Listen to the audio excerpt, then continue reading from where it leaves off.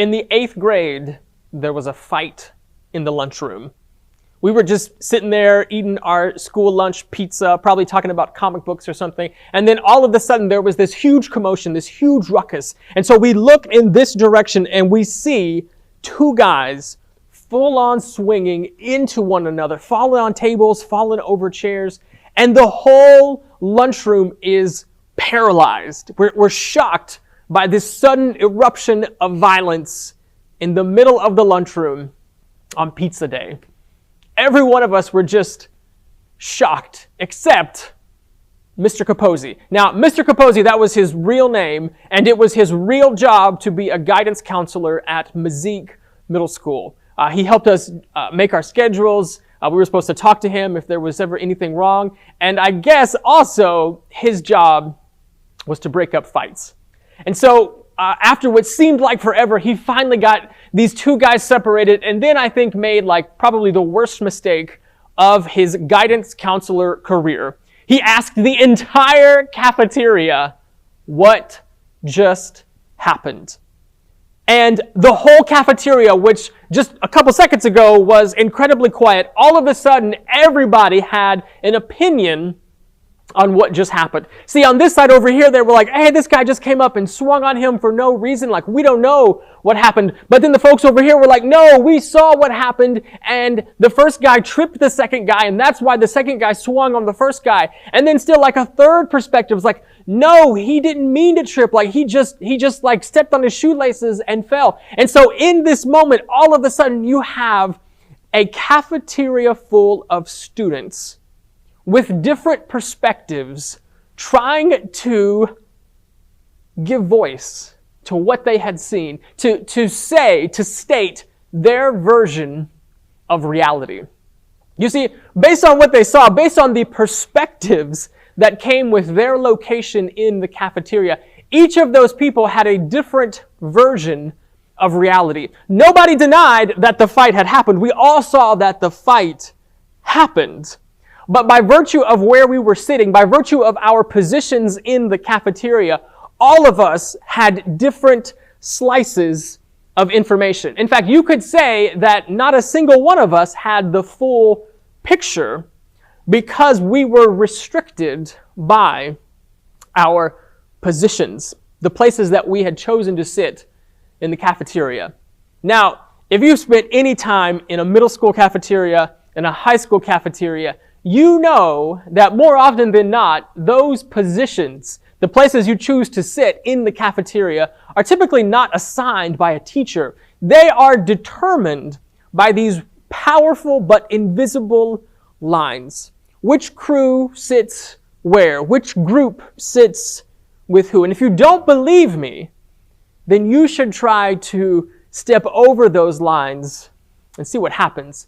Try to sit somewhere else. Try to switch positions without permission. A quick story.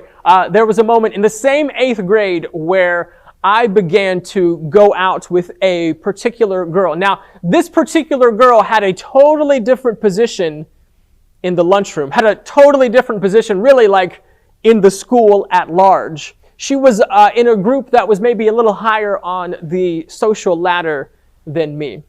But one day, because like we're going out now, I sat with her at lunch. I crossed these invisible lines. And listen, it was the most awkward lunch in my life. We're sitting at this table where like everybody wants to say, hey, you don't belong here. This is not your position. And on the other side, the table that I had left behind, the table where we liked talking about comic books, said the same thing. That is not your position. What are you doing? The reality is that those positions in the lunchroom or even in the middle school culture at large also exist in the larger world.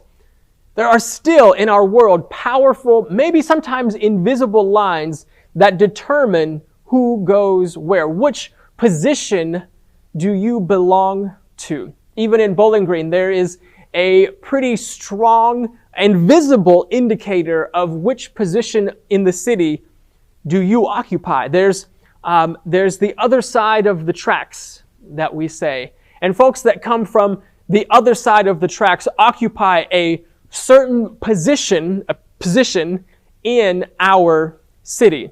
The folks that live in the West End, just like the people in that moment in the cafeteria with the fight, the people that live in the West End of Bowling Green experience Bowling Green much differently than the people who live in Drakesboro.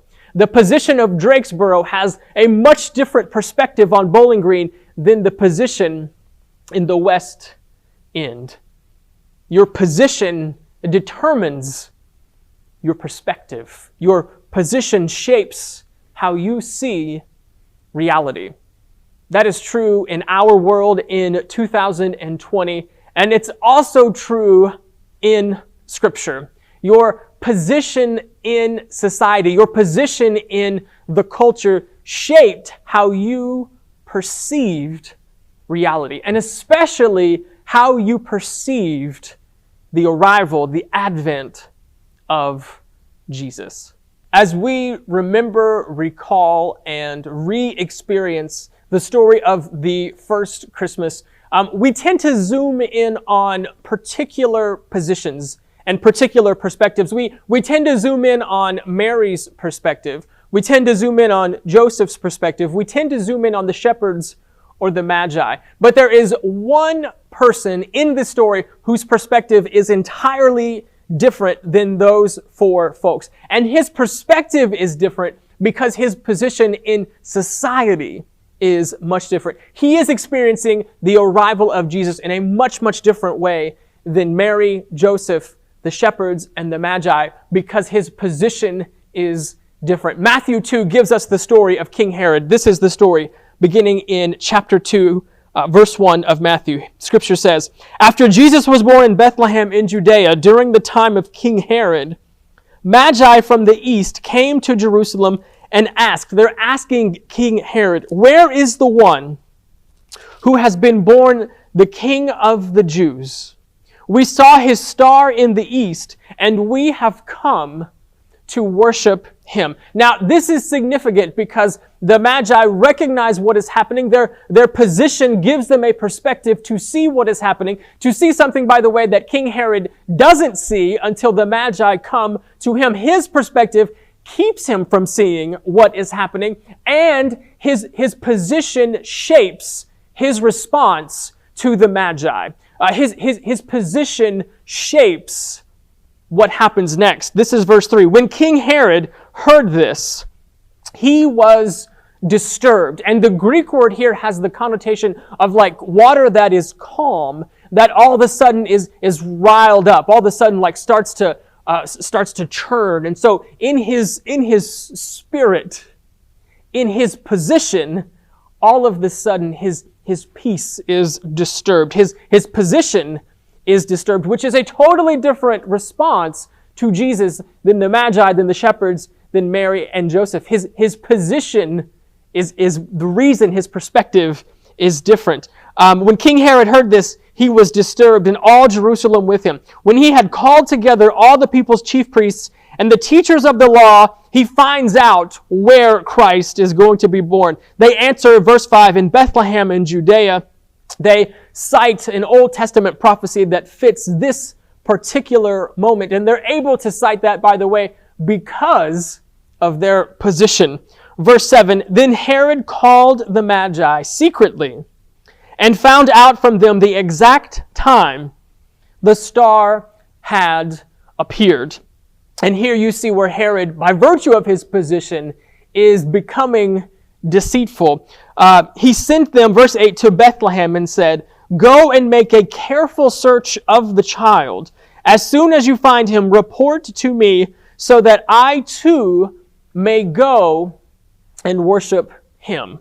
Now, we know that this is not King Herod's true motivation. The Magi at this moment do not know that.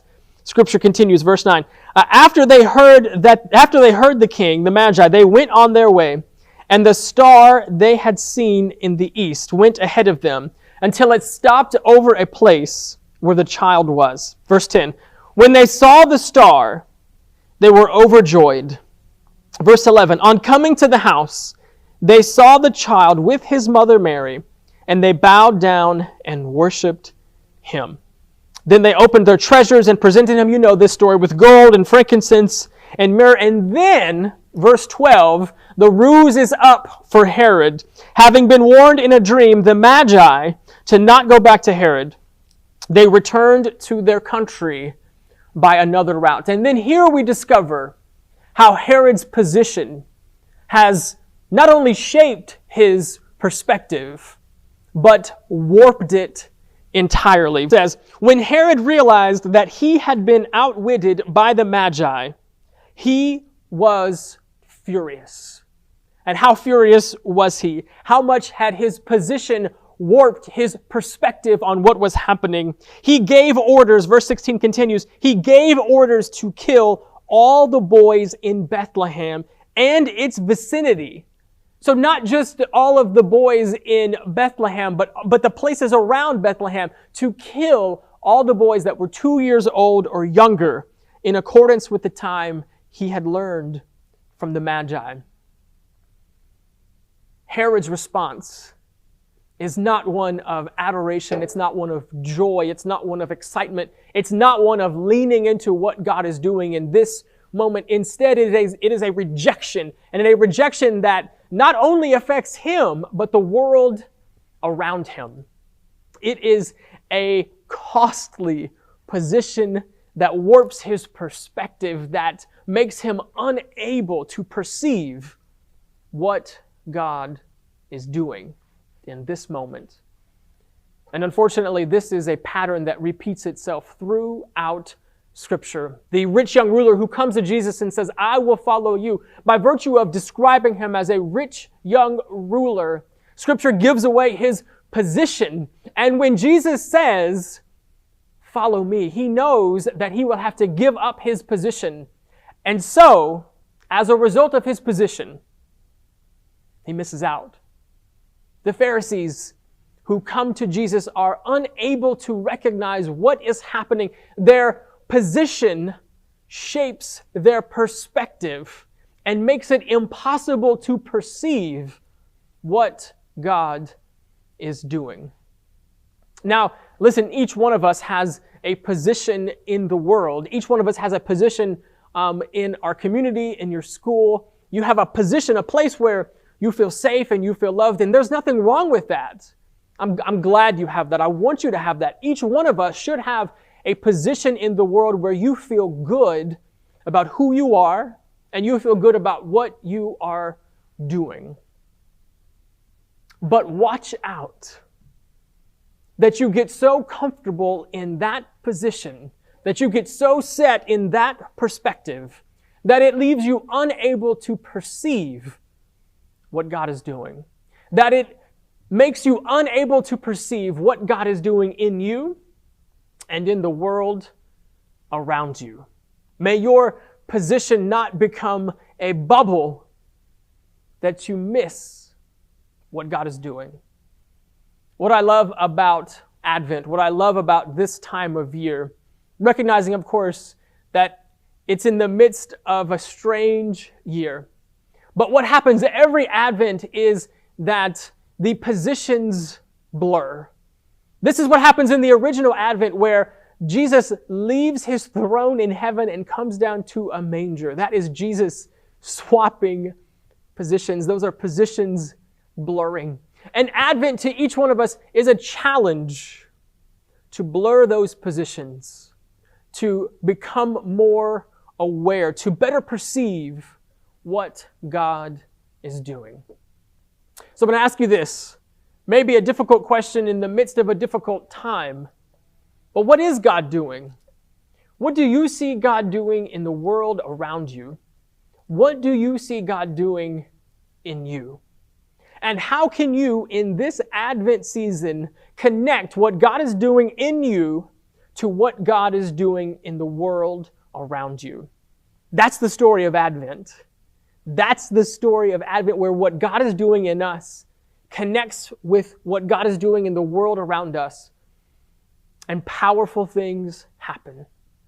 May you perceive it. May you be a part of it.